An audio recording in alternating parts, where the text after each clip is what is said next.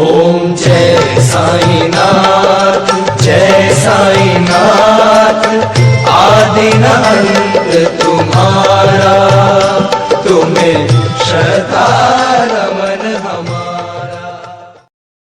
Om Sai Ram.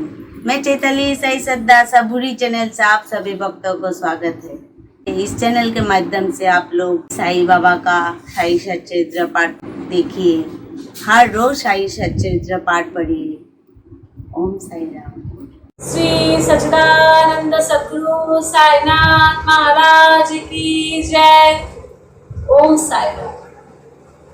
Welcome to the channel Sai Satcharitra। Myself, Pooja Bhattacharya. I am indeed very happy that I got one more opportunity to be here. Today I will be reading Sai Satcharitra. The chapter which I will be reading is chapter 32. Before starting the chapter, I would like to seek Baba's blessing and will start the chapter. I request Baba to bless me. Om Sai Ram. Sai Satcharitra chapter 32. In quest of Guru and God, fasting disapproved. In this chapter, Hemant Pant describes two things. Firstly, how Baba met his Guru in the woods and through him God. And secondly, how Baba made one Mrs. Gokhale, who had made up her mind to fast for 3 days, eat Puran Polis. In the beginning, Hemant Pant describes the samsara visible world by the allegory of Aswatha, banyan tree, which has in the phraseology of the Gita roots about and branches below. Its branches are spread downwards and upwards and are nourished by the gunas, qualities, and its sprouts are the objects of the senses. Its roots leading to actions are extended downwards to this world of man. Its form cannot be known in this world, nor its end, its beginning, nor its support.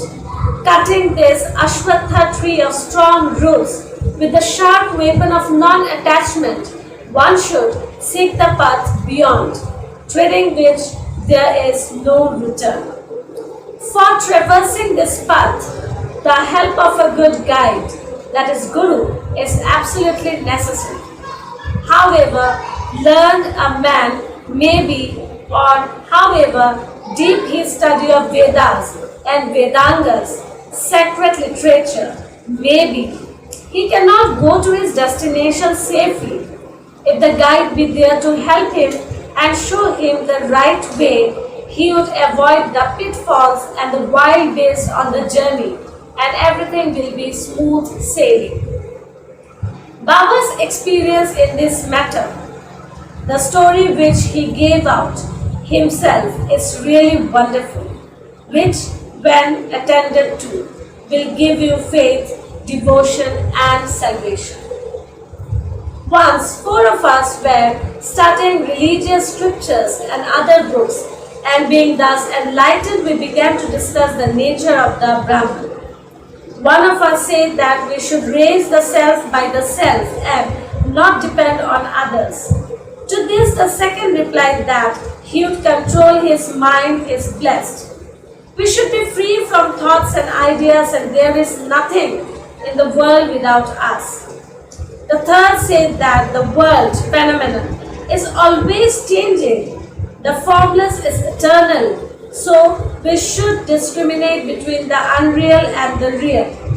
And the fourth, Baba himself, asked that bookish knowledge is worthless, and added, let us do our prescribed duty and surrender our body, mind and 5 pranas life to the Guru's feet. Guru is God, all-pervading. To get this conviction strong, unbounded faith is necessary.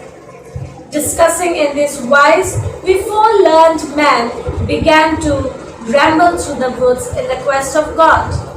The three wanted to make the quest with their free and unaided intellect. On the way, a Banjari, a man who trades in certain things such as grain, etc., by carrying them on bullock, met us and asked us, "It is hot now. Where and how far are you going?" "To search the woods," we replied. He inquired, "On what quest are you bound?" We gave him an ambiguous and evasive reply. Seeing us rambling aimlessly, he was moved and said, "Without knowing the woods fully, you should not wander at random. If you want to walk through forests and jungles, you should take a guide with you. Why do you exert yourself unnecessarily at this sultry noontime? You may not give out to me your secret quest. Still you can sit down, eat bread, drink water, take rest and then go. Be always patient at heart." Though he spoke so tenderly, we discarded his request and marched on. We thought that we were self-contained men and needed nobody's help. The woods were vast and trackless.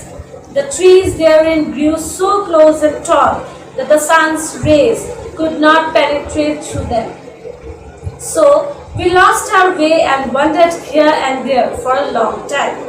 Ultimately, through sheer good luck, we came back to the place from where we started. The Banjari met us again and said, "Relying on your own cleverness, you missed your way. A guide is always necessary to show us the right way in small or great matters, and no quest can be successfully carried out on an empty stomach. Unless God wills it, no one meets us on the way. Do not discard offers of food. Served dish should not be thrust away. Offers of bread and food should be regarded as auspicious signs of success." Saying this, he again offered us food and asked us to be calm and patient. Again, we did not like this good hospitality and discarded his offer and went away. Without doing any quest and without taking any food, the three began to move out. So obstinate were they. I was hungry and thirsty, and I was moved with the Banjari's extraordinary love. We thought ourselves very learned, but were quite strangers to pity and kindness. The Banjari was a quite illiterate and unqualified fellow, and belonged to a low caste. Still, he had love in his heart and asked us to eat the bread. In this way, he who loves other disinterestedly is really enlightened. And I thought acceptance of this hospitality was the best beginning of getting knowledge. So very respectfully, I accepted the loaf of bread offered, ate it and drank water.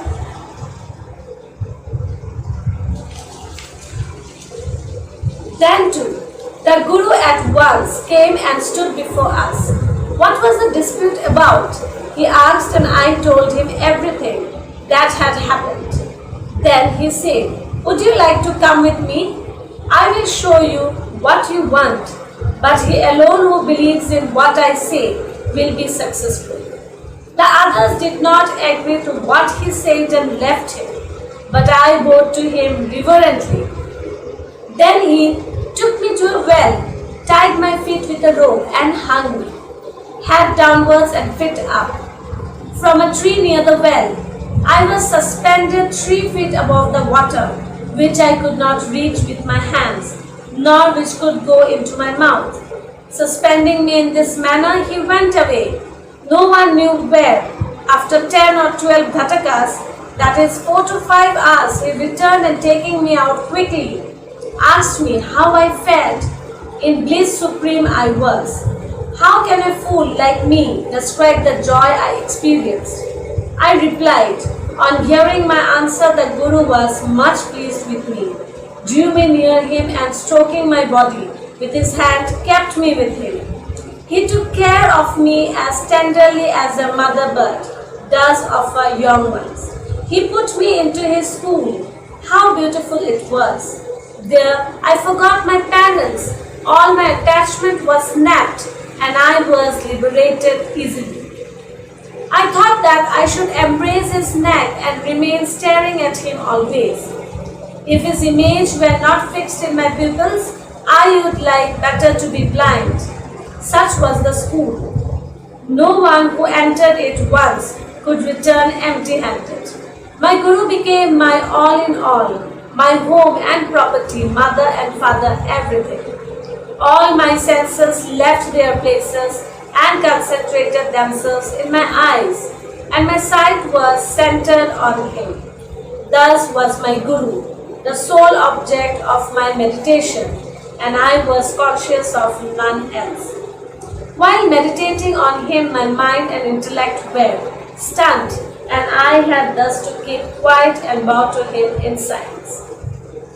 There are other schools where you see an altogether different spectacles.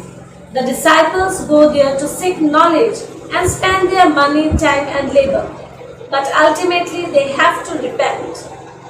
The Guru, their boast of his secret knowledge and his straightforwardness.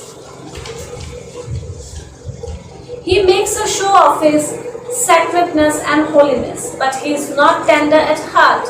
He speaks a lot and signs his own glory, but his own words do not touch the disciples' hearts, and they are not convinced. So far as self-realization is concerned, he has none. How can such school be of any use to the disciples, and how can they be benefited? The Master Guru mentioned above was of different type. By his grace, realization flashed upon me of itself. Without effort or study, I had not to seek anything, but everything became clear to me as broad daylight. The Guru alone knows how the topsy-turvy suspension with head down and feet up can give happiness. Among the four, one was karmatha, ritualistic, who only knew how to observe and abstain from certain rites. The second was a janani, who was puffed up with pride of knowledge, and the third was a bhakta, who surrendered himself completely to God, believing that he was the sole doer. When they were discussing and arguing, the question of God turned up, and they, depending on their unaided knowledge, went in search of him. Sai, who was discrimination and dispassion incarnate, was one of the four. Being himself Brahman incarnate, some may ask, why did he mix with them and act foolishly? He did this for attaining the good of the public and setting them an example to follow. Though an incarnation himself, he respected a low Vanjari by accepting his food with the firm belief that food is Brahman, and showed how those who rejected Vanjari's hospitable offer suffered, and how it was impossible to get jnana without a guru. The Shruti exhorts us to honor and worship mother, father and preceptor, and to study the sacred scriptures. These are the means of purifying our minds, and unless this purification is effected, self-realization is not possible. Neither the senses nor the mind and intellect reach the self. Modes of proof such as perception, inference will not help us in the matter. It is the grace of the Guru that counts. The objects of our life such as dharma, artha and kama are attainable with our effort, but the fourth object, moksha, liberation, can only he have with the help of the Guru. In the Darbar of Sri Sai, many personalities appear and play their part. Astrologers come and give out their predictions. Princes, noblemen, ordinary and poor men, sannyasis, yogis, songsters and others come for darshan.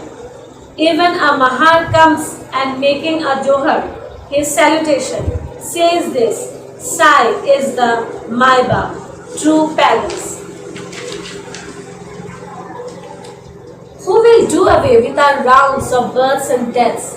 So many others such as jugglers, gondhalis, the blind and the lame, nath panthis, dancers and other players come and are given suitable reception, biding his own time, the Vanjari also appeared and played the part assigned to him. Let us now revert to the other story, fasting and Mrs. Gokhale. Baba never fasted himself, nor did he allow others to do so. The mind of the faster is never at ease. Then how could he attain his paramartha, goal of life? God is not attained on an empty stomach. First, the soul has to be appeared. If there is no moisture of food in the stomach and nutrition, with what eyes should we see God? With what tongue should we describe His greatness? And with what ears should we hear the same? In short, when all our organs get their proper nutrition and are sound, we can practice devotion and other sadhanas to attain God. Therefore, neither fasting nor overeating is good. Moderation in diet is really wholesome both to the body and mind. Mrs. Gokhale came to Shirdi with an introductory letter from Mrs. Kashibai Kanitkar, a devotee of Baba, to Dada Kelkar. She came to Baba with a determination to sit at Baba's feet, observing a 3 days fast. The day previous, Baba said to Dada Kelkar that he would not allow his children to starve during the Simga, that is, holidays, and that if they had to starve, why was he there? Next day, when the women went with Dada Kelkar and sat at Baba's feet, Baba at once said to her, "Where is the necessity of fasting?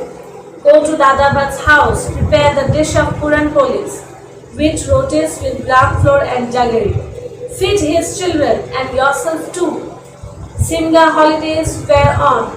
Mrs. Kelkar was then in her menses, and there was nobody to cook in Dada Bhat's house. So Baba's advice was very tender. Then Mrs. Gokhale had to go to Dada Bhat's house, prepare the dish as directed. She cooked that day, fed others and herself. What a good story and how beautiful its import. Baba Sarkar. Baba gave the story of his boyhood as follows. When I was a youngster, I was in search of bread and went to Bidgaon. There I got embroidery work. I worked hard, sparing no pains. The employer very much pleased me with me. 3 other boys worked before me. The first got rupees 50, the second rupees 100, and the third rupees 150. And I was given twice the whole of this amount, that is rupees 600. After seeing my cleverness, the employer loved me, praised me and honored me with a full dress, a turban for the head and a shell for the body, etc. I kept this dress intact without using it. I thought that what a man might give does not last long and it is always imperfect. But what Mr. Sarkar, God, gives lasts to the end of time. No other gift from any man can be compared to his. My Sarkar says, "Take, take," but everybody comes to me and says, "Give, give." Nobody attends carefully to the meaning of what I say. My Sarkar's treasury, spiritual wealth is full. It is overflowing. I say, dig out and take away this wealth in cartloads. The blessed son of a true mother should fill himself with his wealth. The skill of my fakir, the leela of my Bhagwan, the aptitude of my Sarkar is quite unique. What about me? Body earth will mix with earth, breath with air. This time would come again. I go somewhere, sit somewhere, the heart Maya troubles me much. Still I feel always anxiety for my men. He who does anything, spiritual endeavor, will reap its food, and he would remember these words of mine, will get invaluable happiness. Go to Sri Sai, peace be to all. Om Sai. Thank you everyone for being patient and listening to the Sai Satcharitra chapter 32.